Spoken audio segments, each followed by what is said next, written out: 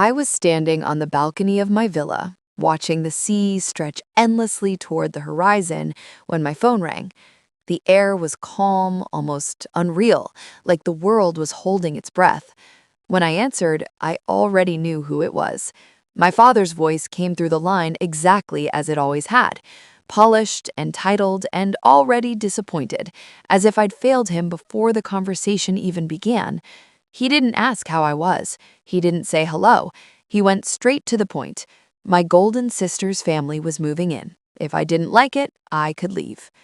I didn't argue. I didn't defend myself. I didn't ask why. I simply traced the rim of my wine glass with my thumb and said quietly, "All right."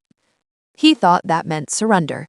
He thought it meant I was backing down, as I always had. What he didn't realize was that it meant permission, because by then the trap was already set. For most of my life, I had been the family inconvenience, not the problem child, not the rebel, just the one who existed quietly in the background, noticed only when something was needed. 10 years of being overlooked teaches you certain skills: patience, observation, silence. I learned early to stay quiet just to hear my own thoughts, because every room in our house was filled by my sister. She was born first, born loud, born demanding, and somehow always deserving of more. When I graduated at the top of my class, my parents congratulated her for guiding me. When I bought my first car with money I had saved on my own, they scolded me for not letting her choose the color. When she married a man whose greatest achievement was maintaining a well-groomed beard, my family acted as if her wedding had upgraded our bloodline. By the time I turned 25, the truth finally settled in. I wasn't family. I was scaffolding, something useful only when someone else needed to climb. So I stopped trying to be seen. I stopped explaining myself.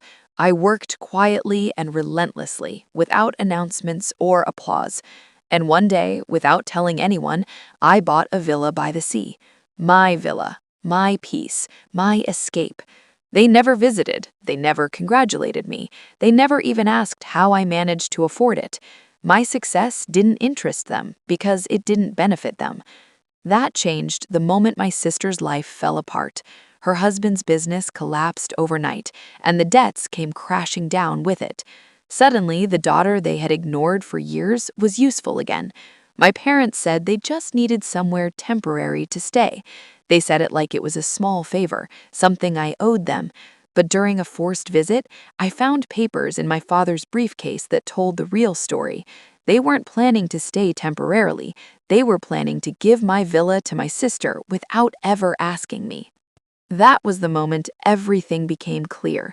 Not painful, not shocking, clear. They didn't see me as a daughter or even as a person.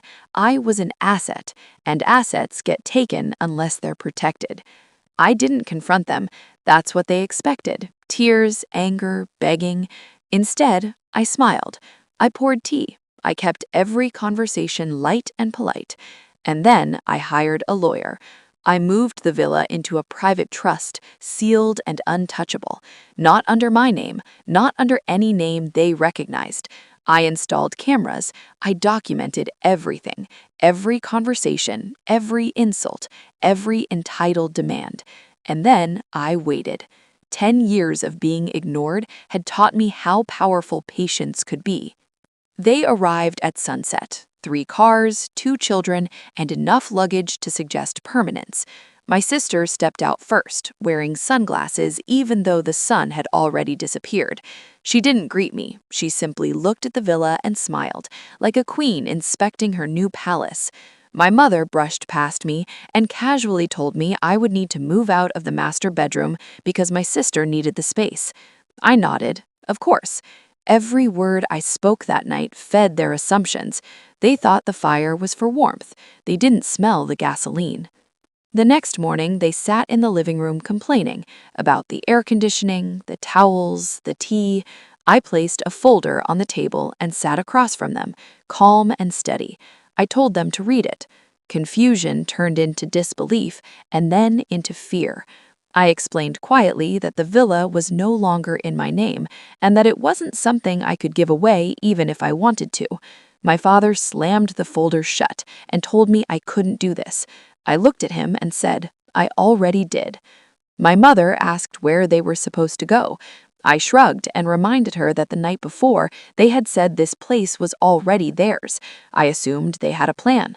My sister demanded to know if I was kicking them out. I leaned forward and told her the truth. I wasn't kicking anyone out. I was simply reminding them that they had never been invited. They were gone within an hour. No speeches, no apologies, just car doors slamming, sharp and final, like punctuation at the end of a sentence that had gone on far too long. That night, I stood alone on the balcony again, listening to the sea. It was calm, almost understanding. Revenge isn't loud, it isn't angry, it's precise, its silence sharpened into something unstoppable. I didn't win by fighting them. I won by stepping out of the role they forced on me. And now this villa isn't just my home. It's proof that being cast aside only hurts until you realize you were never meant to stand beside people who refuse to see your worth. Sometimes the sweetest revenge is simply living in what they tried to take.